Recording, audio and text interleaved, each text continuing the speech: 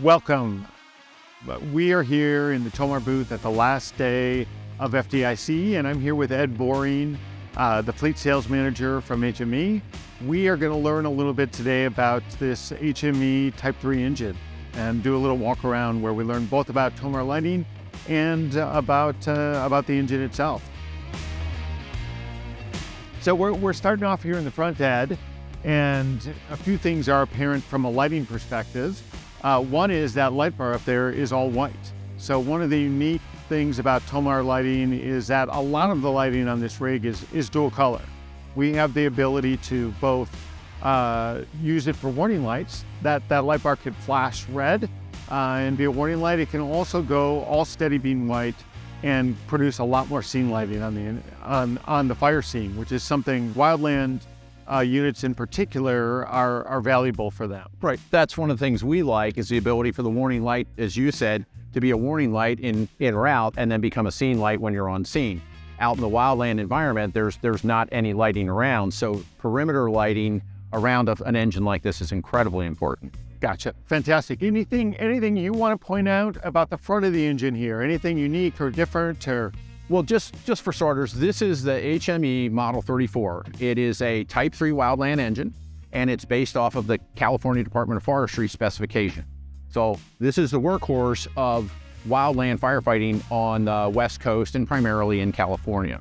So very briefly, the specifications for the truck, they come with either a Freightliner or a Navistar chassis. They come with four-wheel drive. They're diesel, automatic. They have seating for 5 people. They have the interior communication system and all the 1906 required stuff, the seating, the seat belts and so on that are color coded and so forth. So it's a 1906 compliant engine. The fire pump is very simple design. It's a Darley JPM 500 GPM fire pump. Up top, there is a 105 gallon per minute diesel auxiliary pump that allows you to pump and roll. So this truck could sit and pump stationary, or you could use the auxiliary pump and you could flow water and drive the truck at the same time. Gotcha. Does that often happen? Are they often functioning like that on a? So it does in a wildland environment. Oftentimes you have to cover a large geographical area, cover a lot of territory, and they'll take a hand line off of the front or off of the back, connect it, and drive the truck as they're suppressing the fire. So 500 gallons of water on board. This is the HME all stainless steel body. It's very simple, and again, the whole idea of the Model 34 is to be compact but carry a pretty big punch. So this is a very, very effective wildland engine.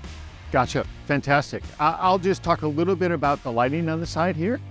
This particular engine has 2 R37 scene lights. So you can get TOMAR scene lights in any of what we call our Revolution family, 3x7, 4x6, 7x9. You can get scene lights. These are 13-degree tilt-down optics. You can get them in any of those sizes. This uses 2 of the 3x7s. We see a lower level 3x7 warning light, and then an upper level, sort of the side aft upper level warning light on the side. Pretty simple, pretty straightforward system on these. Let's go around to the back and take a peek here. So from a lighting perspective, I'll turn it over to you then. There's some unique features about our lighting package on the rear here. One of the things we're able to do, again, using dual color, a big part of what we do at TOMAR, is one of the benefits of it is not only to provide more sort of on-demand scene lighting, which is a big aspect of things, but also to actually cut down on the number of lamps you need. We can do dual purpose lamps. And what you see down here in particular is what we call our DOT3 stack. This one uses R46 or 4-inch by 6-inch lamps. And we don't see it here, but we've got a stop tail, a turn signal, and this bottom lamp is actually a combination rear warning and a backup light. If this vehicle would go into reverse, that light will switch from a flashing red light to a steady burn white and provide the backup lights. We also have an R46 scene light here, 13-degree tilt down, and then finally another R46 warning light on the upper level. So we as a manufacturer and the end user like the idea of these combination lights. There's fewer lights on board to perhaps be damaged out in the field. There are fewer lights to maintain and stock in the case that they are damaged. So we really like the idea of the multi-purpose lights.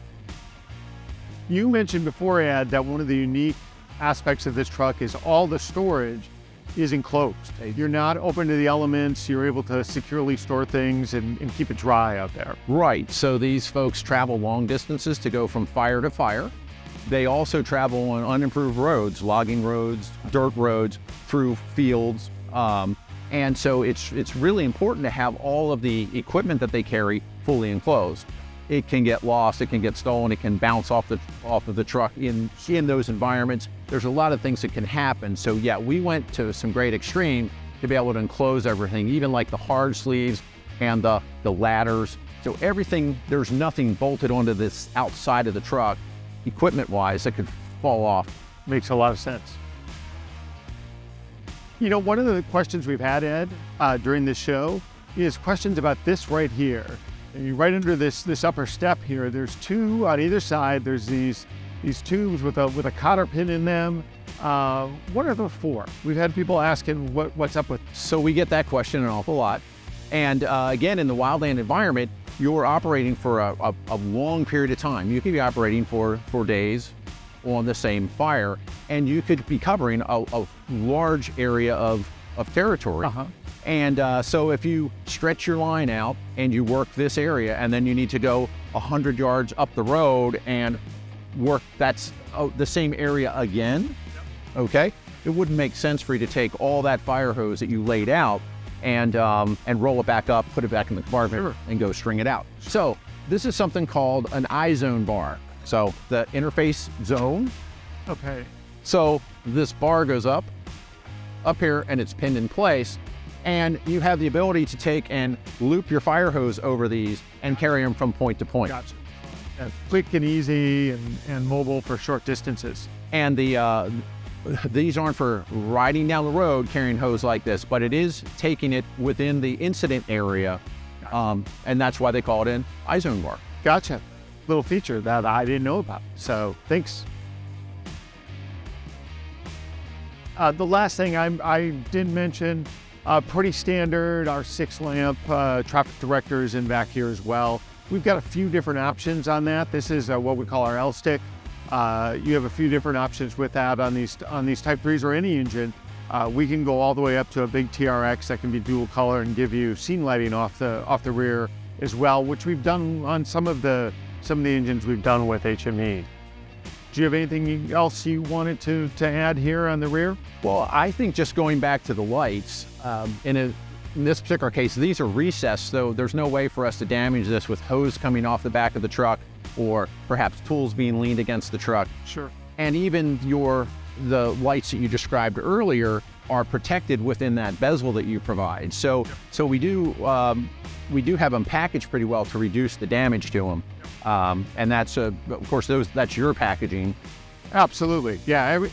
All of our lenses use a heavy-duty Lexan plastic lenses.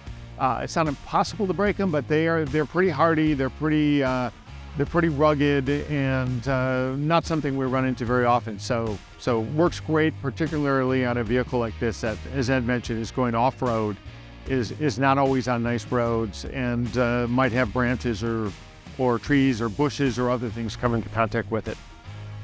I think in closing, from the lighting perspective, what makes me so happy about this package is that it provides immediate perimeter lighting. So as you step out of the truck, the area that you step onto is lighted. The area around the compartments is well lighted with that underbody lighting. Yep. And then the scene lights, as they go up, they broaden out and they light the immediate area around the apparatus. So it really makes for a safe working environment. This looks like, from a vehicle, this is a lot of the prime compartments on this truck.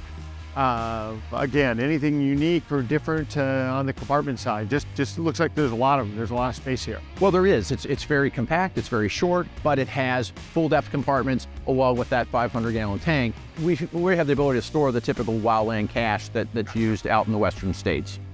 Yep. Fantastic. The lighting on this side mirrors what we saw on the other side. lower level, all R37 lighting, lower level and upper level warning, and then 2 R37 tilt-down optic scene lights.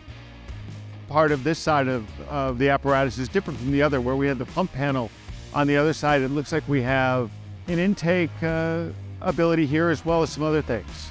On the right side, we have the ability to take water in through a 2.5-inch intake. When we have a discharge here, and we also have pre-connected lines. But so all 4 sides of the truck has gated discharges. One of the nice things about these being gated remotely as opposed to on the pump panel is that the folks that are operating off of this side of the truck are able to control what they're doing from this side or from the front.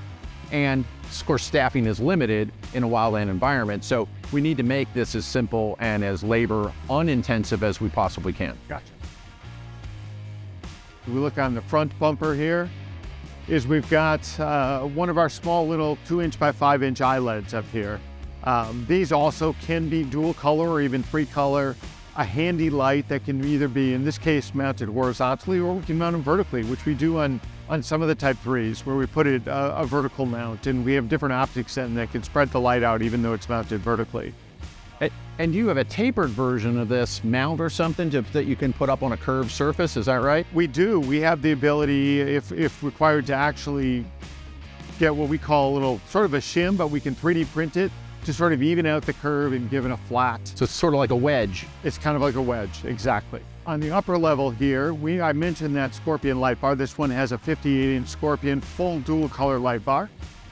And one of the things I know I've learned from dealing with some wildland firemen is that ability to spread that light out and to sort of give you true 270-degree lighting from the light bar that you'll often have, as you mentioned, you'll have people working as they're pumping and rolling at times in front or to the side of the truck, and it provides a safety aspect where both the driver and the person walking can see kind of where they're going, if there's rocks, if there's sticks, something to trip over. It gives them all that extra visibility comes in handy when you're out there on uneven surfaces with lots of things you could trip over. Yeah, it is really hard to really explain the importance of perimeter lighting in the wildland environment, but so far removed from suburbia, there just is no lighting around. You bring all of your lighting with you. I never mentioned our 2 6-inch auxiliary lights here. Right here in the front in these cutouts. You guys do a great job with the cutouts of, again, protecting these lights, preventing them, particularly in the front where you're going to run into things from time to time, whether that's a bush or branches. They're tucked in there nicely. They give you additional white lighting in addition to the headlights. They can also be dual color and give you an amber illumination that really works well in smoky or dusty environments, areas where you're following other trucks and you don't want to have that white light be a distraction. So another great sort of feature from the lighting perspective. Right, those are super valuable in that cold smoke environment where you're driving down a logging road where smoke is layered down. These really cut through it where the headlights just don't have that ability. Fantastic. Thank you for doing this. I appreciate it. It's always great to work with you guys, and we appreciate having your truck in our booth this year. Happy to be here. Thanks much.